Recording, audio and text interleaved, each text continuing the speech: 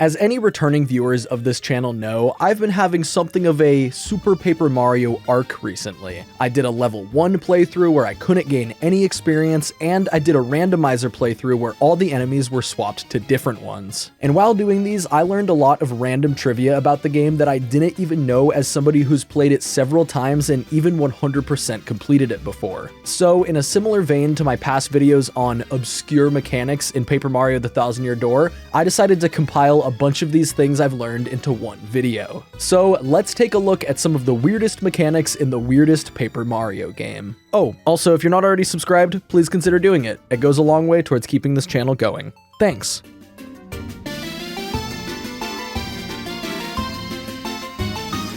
Mr. L is a mysterious villain character that shows up during Chapter 4, but he mysteriously disappears after Chapter 6. Did you know that it is strongly implied that he is actually Luigi? Okay, we're not going to do this bit. There are actually some really interesting things regarding Mr. L and Luigi, though. While fighting Mr. L in Chapter 4, or while fighting Dark Luigi at the bottom of the Flopside Pit of 100 Trials, the boss will occasionally try to hold up and use a Shroom Shake to heal himself for 10 HP. If you use the Pixel Throw on him while he's doing this, you can actually steal the Shroom Shake from him and add it to your inventory. If you damage him during this animation, it simply cancels the shake and he'll try to use it again later. He can heal up to 3 times during these fights, and stealing a Shroom Shake actually does take away from that counter. This is such a fun detail that isn't incredibly useful during a normal playthrough because of how easy this game is, but it legitimately came in handy during some of my challenges. Also on the topic of Dark Luigi, have you ever noticed that this boss is Mr. L and not Luigi? You can see the tiny little silhouette of the scarf that only Mr. L has, and his boss AI is exactly the same but with stronger stats. My best guess would be that they did this as a temporary solution during development and ran out of time or forgot to finalize this phase of the fight, or maybe it was an intentional Easter egg. Your guess is as good as mine. One final fun thing when it comes to Shadow, he is specifically programmed to prevent being cheesed by Bowser's fire. Any enemy in this game that takes knockback can be really easily chain hit with Bowser's fire in a corner, but Shadow in all 4 phases will actually take reverse knockback when he's close to a wall. Interestingly, the randomizer shows us that this seems to be a property that's programmed into the characters themselves and not the room that you fight Shadow in.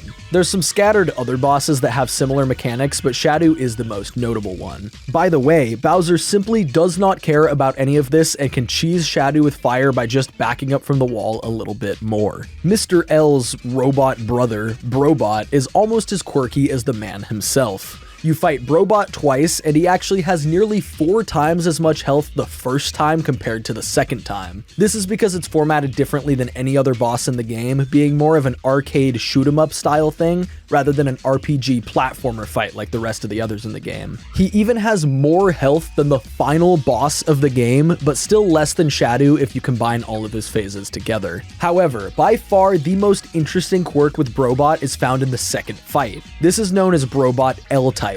He has an entirely different moveset featuring his new rocket fists and boots, and this is what I would consider to be one of the less easy fights in the game, but it has a secret that makes it pretty easy for any playthrough. Fleep is often considered to be one of the worst or at least most useless Pixls in the game because his ability is underwhelming and only useful for solving puzzles in the precise context that the game gives you. However, his normally lackluster ability to stun enemies and stop projectiles actually goes crazy in this fight. If you fleep the rocket fists as they fly towards you, they'll spin in place for a second and then launch right back at Brobot L-Type, dealing 7 damage to him. Considering that he only has 64 health, this means you can beat him with 10 uses of Fleep, which is exactly what I did in the level 1 challenge, and honestly, it was one of my favorite parts of the whole thing. And now, let's take a look at a boss that's tonally completely opposite of Mr. L, and that would be Francis. This guy is hilarious, and his fortress is full of all kinds of Easter eggs. During the fight, Francis will use his chameleon powers to turn invisible and wander around the room before reappearing and using an attack. If you use Thudley to ground pound while he's invisible, it will reveal his location for a split second before he goes back invisible. This sounds like it could be kind of helpful, but you can already keep track of his shadow in 3D or just have decent reaction time and hit him wherever he reappears. For the last boss quirk I'll talk about in this video, I would like to show off a speedrun trick that's so easy to perform that I think the developers had to know about it. During the Fractail and Racktail fights, you're supposed to flip into 3D, hop on their backs, damage the antenna a few times, and then they'll loop around and kick you off their backs. From there, all you have to do is repeat 2 more times to win. However, during the part where Fractail or Racktail flies off, you can stall for a bit and then jump from the tail back to the head, completely skipping the part where you fall back to the ground. This lets you get another cycle of attacks on the antenna, and then you can repeat this trick a second time to kill either boss without ever going back down to the ground. This is much easier to try during Racktail since you can use Peach to float, Luigi to jump higher, or Thudley to stall yourself while you're in the air, but it is entirely possible and still not difficult with just Mario during the Fractail fight. Let's take a break from talking about our enemies and instead point out some of the really weird mechanics that this game's cast of Pixls have. There's 11 total Pixls, with 3 of them being entirely optional. I did my best to unearth at least one interesting thing to say about each Pixel, so here we go. The Shroom Shake stealing I mentioned earlier could definitely also qualify as a throw quirk, but there is another one that happens to involve the second Pixel as well, Boomer. You can place a bomb and then quickly swap Pixels to throw, pick it up, and then throw it to create a projectile AoE style of attack, but honestly it's really clunky and requires pretty quick timing, so it isn't that useful. Using Boomer near any enemy in the Beatboxer family will temporarily stun them because I guess it interferes with their headphones or something? This is also not incredibly useful in most circumstances, but I did manage to use it to decent effect in my recent video playing Tart's Pit of 100 Trials randomizer. Slim's quirk is that he is easily the least useful and least interesting Pixel in the game. I couldn't find any actual obscure mechanics for him. He seemingly functions like Paper Mode from Thousand Year Door, but he also allows you to turn intangible if you stand still, more like Lady Bo or Vivian's abilities, and they barely do anything with either of these mechanics anyway. You already know how I feel about my guy Thudley. He provides access to infinite height if you do a certain glitch. You can use his ground pound, cancel it, and then you have a handful of frames where you're considered grounded and can flip into 3D. From here, the game assumes that you were just standing on solid ground before flipping and gives you an extra jump so you can get back to safety. This is an intended mechanic, but you are not supposed to be able to go from midair to midair. After jumping again, you can Thudley, cancel, and do all the steps again over and over to gain as much height as you want. It's pretty difficult to time, but there are a lot of fun places to use it throughout even a normal playthrough. I really like using it to reach this pipe to enter the cutscene with Dimension O'Chunks from the wrong side, and of course there's the bridge skip in Chapter 7 that requires at least 6 Thudley jumps in a row.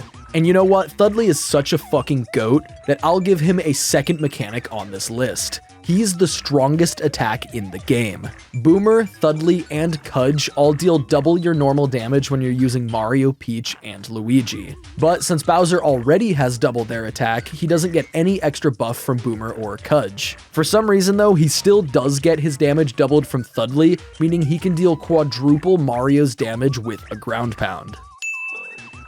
Carrie is kind of the opposite of Slim. She seems pretty underwhelming on the surface, but is actually incredibly useful in this game. She slightly increases your movement speed, but massively increases your acceleration and maneuverability, making her an excellent pairing with Bowser for completely shredding bosses. The mechanic I'll share for Carrie just so happens to be the best experience grinding trick in the entire game. If you line up 2 Squig family enemies right next to each other using throw, you can use Carrie to repeatedly jump on their little spit rocks and gain experience that compounds on itself. Each rock you jump on gives you a measly 10 XP, but each subsequent hit stacks on the previous ones. So you'll get 10 on the first rock, 20 on the second rock, 30 on the third, etc, etc. Having 2 Squigs makes it grow way faster, and this can be used to grind to the max level fairly quickly. My favorite room to do this in is the last area of 1-1 where you can save the Squigs off to the left, clear everything out with the Megastar, and then set up for a long road of XP grinding. It's definitely really tedious, but there is no faster way to gain this much XP in all of Super Paper Mario.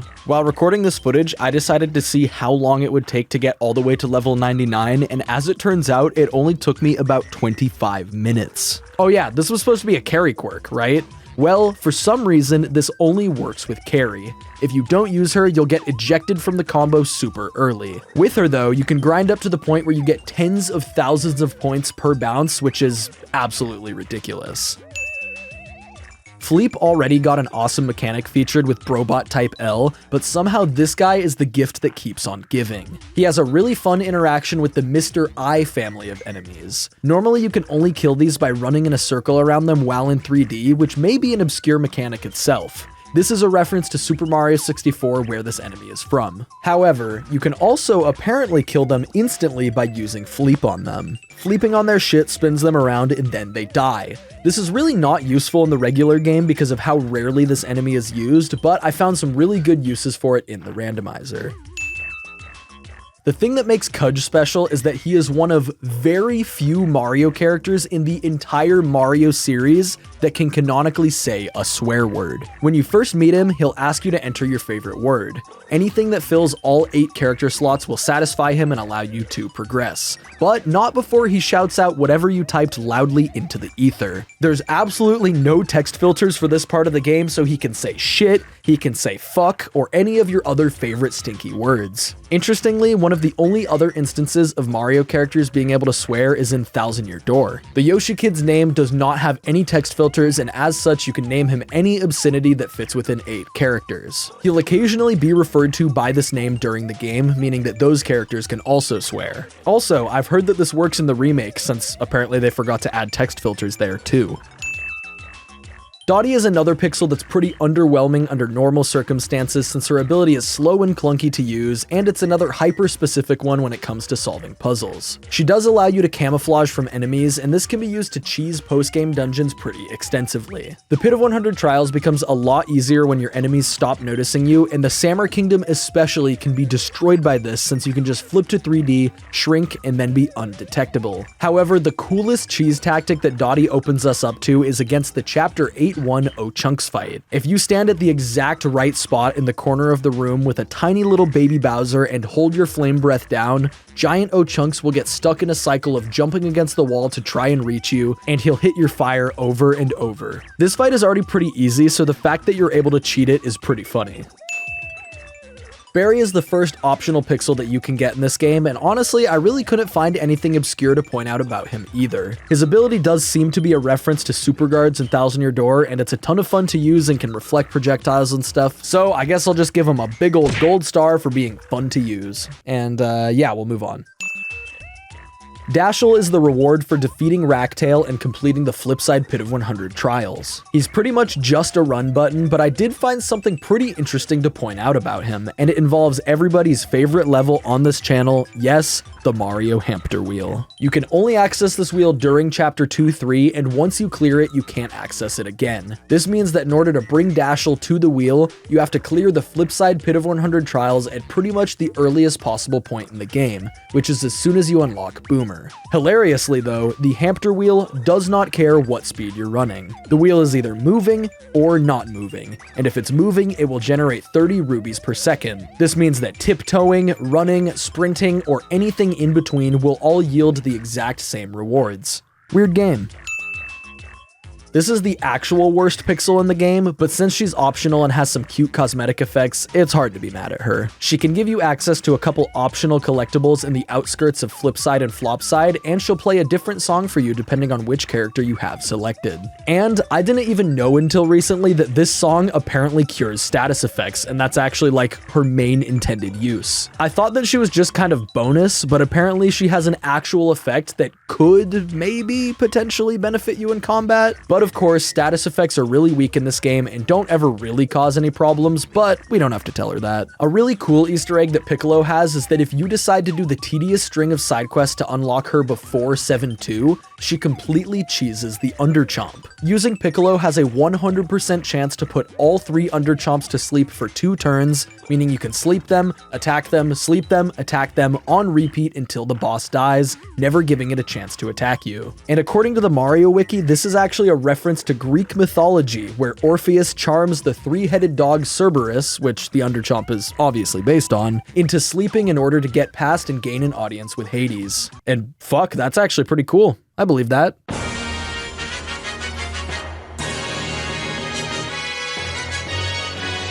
And now let's move on to the game's cast of regular enemies, since they're just as intricate and weird as the rest of the game. We'll start with a pretty simple but really funny text error. The dark chairbull is a silhouette of, no, not anything inappropriate, but the sleepy, ice, and poison chairbulls. The dark version can alternate between any of these status effects when it attacks, and according to its catch card description in-game, it can puff itself up and explode. Spoiler alert, it can't do that. It just doesn't do that. I'm guessing this is a bad translation that happened during English localization, but none of the other chairbulls mention anything about explosions. Onto another one that's not obscure in the sense that nobody knows about it, but obscure in the sense that it's underhated. Let me introduce you to my good friend, the Ninjo/Ninjon/Ninjeri/Dark Ninjo. This guy sucks. Like, really badly. He was easily the worst part of doing the Samur Kingdom during the level 1 challenge, and every time I encountered him in the randomizer, he pissed me off. When you deal lethal damage to any variant of this enemy, they have a 50% chance to actually die and a 50% chance to turn into a bomb. When they turn into a bomb, they tick down their fuse for a second and explode very similarly to Boomer. After the explosion, the Ninjo/John/Jerry will respawn nearby and do a bunch of quick hops. The stupid part about this is that he's effectively reset. So when you take out all of his health again, he has the same 50% chance to fake out and respawn again. This might not sound that bad, but when you lose that coin flip 5 times in a row and take a bunch of damage and waste a bunch of time, it really starts to get to you. Now, this video is more about actual game mechanics rather than writing Easter eggs, so I don't want to include too many more things like that,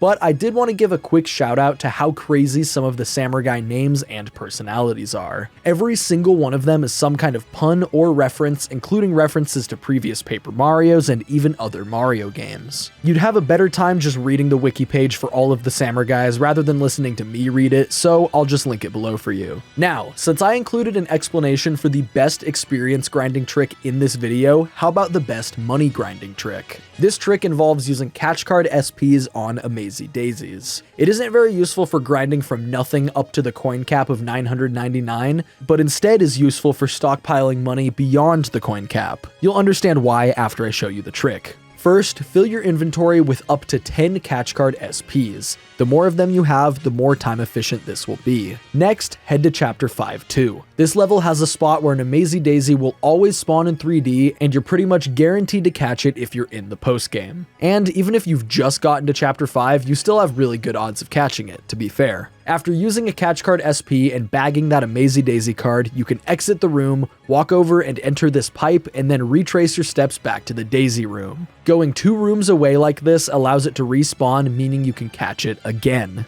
From here, repeat until you've used up all of your catch cards, and then you can head back to the flip side or flop side card shops to sell the Amazing Daisy cards for 300 coins. It only costs 100 coins per catch card SP at the flop side card shop, so you can profit up to 2,000 coins per trip you take. This also gives you a pretty convenient bank system, since you can have up to 99 Amazing Daisy cards, meaning you can store 29,700 coins this way. It's not the most glamorous solution, but it's by far the best that this game has. And now for one final and honestly really cool hidden enemy mechanic. Super Paper Mario's version of the OG Super Mario Bros. Infinite 1-up trick. This glitch has been intentionally added to most future 2D and even 3D Mario games, and since Super Paper Mario is a 2D Mario platformer-esque game, you better believe it's here. In Chapter 1-1, there's a place with a Koopa shell and stairs that very much resembles the original 1-1. Getting the Koopa shell lined up here just right and stomping on it over and over lets you gain infinite XP. Wait, what? Yes, after a few jumps, you start to lose experience points instead of gaining them. You end up at a net negative after doing this. Yes, you can end up with less experience points than you started with. So that means they knew about this trick and decided to leave it in, but punish you for using it instead. Shoutouts, by the way, to JDAster64 for posting a video of this 11 years ago. Yes, that same JDAster that made Infinite Pit and Tower of Trials. Small world.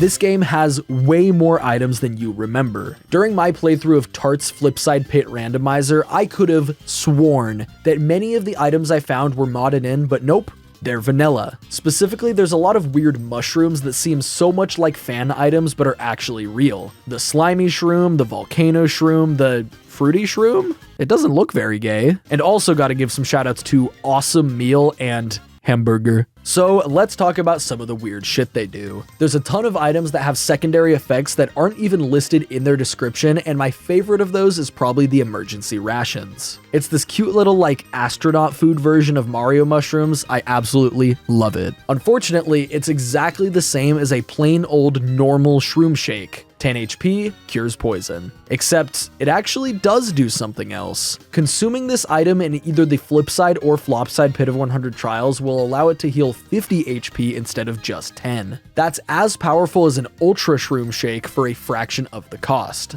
To me, this seems like the entire point of the item, so I don't know why this wouldn't be included in the description anyways, but still, pretty cool. There is actually one other item in the game that functions this way, and out of everything, it's the fucking space food. Fuck you, space food community, you follow a false prophet. But true to its name, when you consume it in space, it also gives you 50 HP instead of its usual 10 HP. I'm not sure why you'd ever really need space food, since space is only chapter 4 and you probably only have like, what, 25 max HP at that point anyways, but they already put it in the last game, so why not this one, I guess?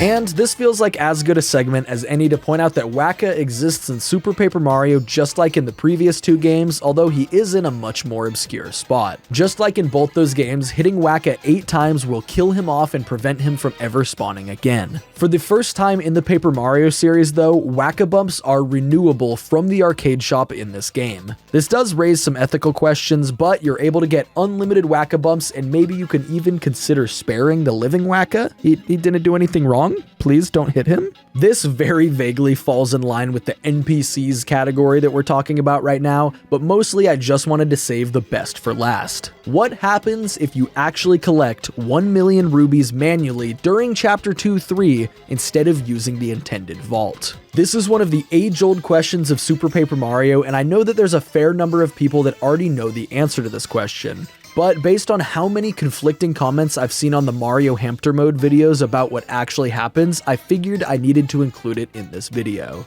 Grinding to 1 million rubies has been done manually before by YouTuber King J Rule, and I've done it twice with speed up. It took King J Rule 11.5 hours to reach 1 million rubies. Now, if you do the math, which I know none of you did, using the 30 rubies per second I mentioned earlier, it should only take closer to a reasonable 9.5 hours or so to collect 1 million rubies. How did they manage to spend an extra 2 hours getting to 1 million? Well, this wheel has another really stupid mechanic.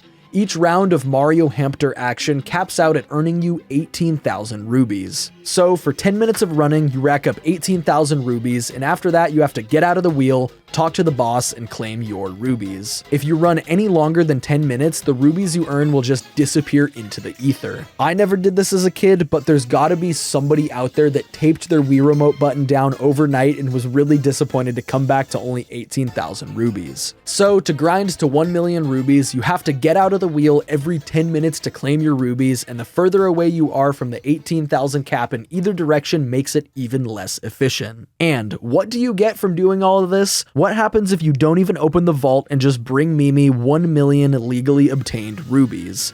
Nothing.